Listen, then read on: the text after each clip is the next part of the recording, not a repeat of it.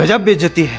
ছবির মধ্যে আমার পাশে ফর্সা করে যে মানুষটিকে আপনারা দেখতে পাচ্ছেন, অবশ্যই আমার কর্ডিয়াল রিকোয়েস্ট থাকলো আপনারা তার জন্য একটা সুন্দর করে একটা পাত্রী একটু দেখে দেন, যাতে করে বন্ধুর বিয়েটি আর কি তাড়াতাড়ি খেতে পারি। चीटिंग करता है तू। 4GB plus 3GB 7GB expandable RAM with 64GB storage.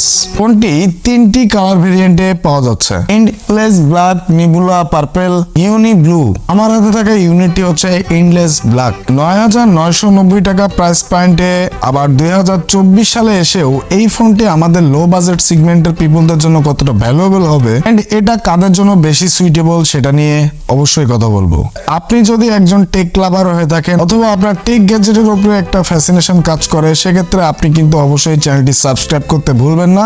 নতুন আপডেট পেতে অবশ্যই ওই যে বেল বাটন বাজাতেও কিন্তু ভুলবেন না। Hello everyone, hope you guys are doing well. বরাবরের মতো স্মার্টফোনটি আমাদেরকে স্পন্সর করেছে আলিপ টেলিকম। আমার ফেসবুক পেজ ও ডেসক্রিপশনে আলিপ টেলিকমের কাস্টমার ডিটেইলের নাম্বার ও তাদের পেজ লিংক দুটোই দেওয়া থাকবে। অ্যান্ড অবশ্যই আলিপ টেলিকম থেকে কোনো প্রোডাক্ট পারচেস করার সময় আমার ভিডিও রেফার করলে পেয়ে যাবেন মিনিমাম একটা ডিসকাউন্ট। নতুন বছর উপলক্ষে এখন পর্যন্ত আলিপ টেলিকমে সেই যে বলেছিলাম ডিসকাউন্ট, সেই সুযোগটা এখনো থাকতেছে। তো দেরি না করে আপনার পছন্দের ফোনটি পারচেস করতে থাকুন অ্যান্ড টেক লাইফের সাথে আরো ভালোভাবে এনজয় করতে থাকুন। ফোনটিতে ইউনোস যুক্ত 6.56 ইঞ্চ IPS LCD প্যানেলের ডিসপ্লে ব্যবহার করা হয়েছে এন্ড এটাতে HD+ ডিসপ্লে ব্যবহার করা হয়েছে। এটার ডিসপ্লে থেকে 720x1600 পিক্সেলস রেজোলিউশন প্রোভাইড করতে পারে। ডিসপ্লে এরিয়া চিন ও বেজেল এই প্রাইস পয়েন্টে অন্যান্য ফোনগুলোতে যেমন থাকে। সাইড থেকে বেশ ন্যারো, উপরে ঠিকঠাক বলা যেতে পারে। নিচের চিন এরিয়া আরো একটু চিকন হলে দেখতে ভালোই লাগে, যদিও এই প্রাইস পয়েন্টে এসে ক্লেম করার কোনো সুযোগ নেই। স্পার্ক গো এর পিক ব্রাইটনেস নিয়ে একটু কনফিউশনে আছি, ইনডোর ইউজে বেশ ভিজিবল ছিল, ডিপ সানলাইট বা রেগুলার সানলাইটে বেশ স্ট্রাগল করা লাগে। মোট কথা শ্যাডো এরিয়াতে ভালো, ডিপ সানলাইটে অল্প ভালো। যাই হোক, কন্টেন্ট ওয়াচিং এ এটার কালার এক্সপিরিয়েন্স এভারেজ লেভেলের ছিল। 60 হার্টজ রিফ্রেশ রেট থাকাতে যে কোনো সিচুয়েশনে এভারেজ টু এভারেজ আউটপুট পাওয়া যাবে। তবে কিছু অ্যাপস ওপেন ক্লোজ টাইমে রিফ্রেশ রেটের ঘাটতি লক্ষ্য করেছি, মেবি 60 হার্টজ এরও নিচে। বাট মাল্টিটাচ স্ক্রিনে ডিসেন্ট পারফরমেন্স ছিল,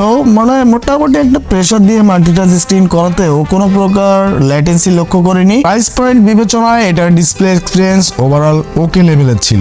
4GB plus 3GB expandable RAM with 64GB eMMC 5.1 storage type হতে পারফরম্যান্স সেকশনে খুব একটা প্যারা লাগে নাই। মোটামুটি 5 থেকে 6টা অ্যাপস ব্যাকগ্রাউন্ডে রেখে রান করা যাচ্ছিল, আবার কোনো অ্যাপস ক্র্যাশ করতেও দেখিনি। তবে স্টোরেজ টাইপ হিসাব করে এটার উপরে বেশি কিছু চাপিয়ে দিলে বেসামাল অবস্থায় পড়ে যাবে।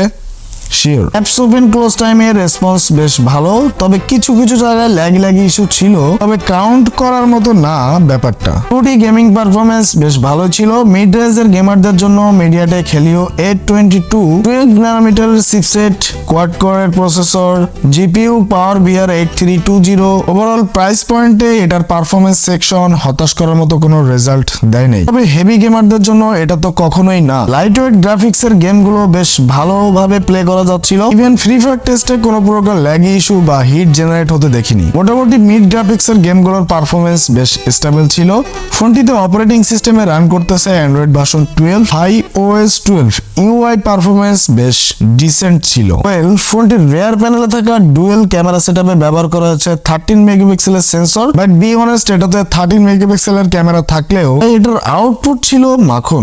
প্রাইস পয়েন্ট বিবেচনায় 13 মেগাপিক্সেল থেকে তোলা ছবিগুলোর মধ্যে ন্যাচারাল টাইপের কালার টোন ছিল, লো লাইটে ভালো ছবি পাওয়া যাচ্ছিল, কন্ট্রাস্ট ও ডিটেইলের মাত্রা এভারেজ টু এভারেজ লেভেলের ছিল, ডাইনামিক রেঞ্জে অনেক ডাউন ছিল। তবে প্রপার লাইট পেলে আরো ভালো ছবি তোলা সম্ভব এটা দিয়ে। ফ্রন্ট প্যানেলে 5 মেগাপিক্সেল সেলফি ক্যামেরা দিয়ে তোলা ছবিগুলো বেশ ভালোই লেগেছে আমার কাছে। সৌমিকের মাথার চুল কমে গেলেও এটা দিয়ে তোলা ছবিগুলোর মধ্যে স্কিন টোন কমে যায়নি।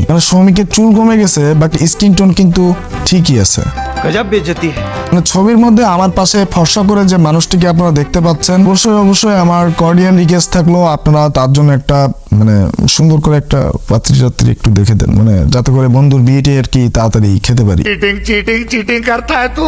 ফেসগুলো বেশ স্মুথ করে তোলে, সফট একটা ভাইবস দেয় ছবির মধ্যে। প্রাইস পয়েন্ট বিবেচনায় খারাপ না বলে ভালো বলতে বাধ্য হচ্ছি। এটার মেইন ক্যামেরা দিয়ে হাইয়েস্ট 1080p দিয়ে ভিডিও রেকর্ড করা যায়। স্টেবিলাইজেশন নাই, মেইনটেইন করে ইউজ করলে কাজ চালানোর মতো আউটপুট পাওয়া যাবে। স্মার্টফোনটি প্লাস্টিক বিল্ডের, back panel plastic, side panel plastic, মানে বোথ প্যানেল প্লাস্টিকটি বেশ শক্তপোক্ত ছিল। ব্যাক প্যানেলে কিছু প্যাটার্ন থাকাতে দেখতে বেশ ভালোই লাগে। এডস গুলো রাউন্ড শেপের হওয়াতে হাতে খুব একটা লাগে নাই। সিঙ্গেল হ্যান্ড ইউজে বেশ গ্রিপ পাওয়া যাচ্ছিল এটা থেকে। ক্যামেরা মডিউলটি বেশ বাম্প করাতে ব্যাক প্যানেলটি দূর থেকে বা কাছ থেকে দেখতে বেশ ভালোই লাগে। প্রয়োজনীয় পোর্টস এন্ড বাটন হিসেবে যা থাকে সবই থাকছে। ফিঙ্গারপ্রিন্ট সেন্সরটি পিছনে, বাট এটার পজিশনটি আমার কাছে বেশ সুইটেবল বলে মনে হয়েছে। শুরুতে একটু আনইজি লাগলেও ডে বাই ডে লাইফে ইউজড হয়ে যাবে শিওর। ফিঙ্গারপ্রিন্ট টেস্টের time duration fast and accurate লেগেছে।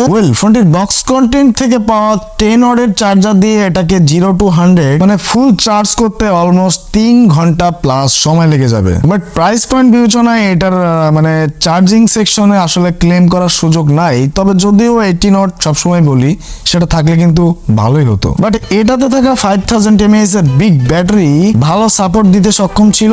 Game play, media consume, social media scrolling, camera টেস্টে মানে সব রকম কাজ কারবার শেষ করে, মোটামুটি বেসিক কাজকর্ম শেষ করে এটা থেকে অলমোস্ট একদিন ব্যাটারি লাইফ পেয়েছি। ওভারঅল এই প্রাইস পয়েন্টে অ্যাজ এ সেকেন্ডারি ডিভাইস হিসেবে এটাকে চয়েস করার মতোই, অথবা বেসিক ইউজারদের ক্ষেত্রে বেসিক কাজকর্মে এটাকে প্রাইমারি ডিভাইস হিসেবেও চয়েস করতে পারেন। এই ছিল টেকনো স্পার্ক গো নিয়ে যত কথা। ভিডিওটি এখানে শেষ হচ্ছে। ভিডিওটি যদি ভালো লেগে থাকে তাহলে অবশ্যই ভিডিওতে একটা লাইক দিয়ে যাবেন, এন্ড আপনার পার্সোনাল ওপিনিয়ন থেকে ভিডিওতে একটা কমেন্ট করে যাবেন, মানে ভিডিওটা কেমন লেগেছে, ফোনটা কেন কিনতে চাচ্ছেন, বা ফোনটা আপনার কাছে জন্য সুইটেবল হবে কিনা, সব মিলে একটা ছোট্ট কমেন্ট করে যাবেন। এন্ড অবশ্যই চ্যানেলটি সাবস্ক্রাইব করে আমাকে উৎসাহ দিয়ে যাবেন। আল্লাহ হাফেজ, বাই বাই, সবাই ভালো থাকবেন, খুব বেশি ভালো থাকবেন।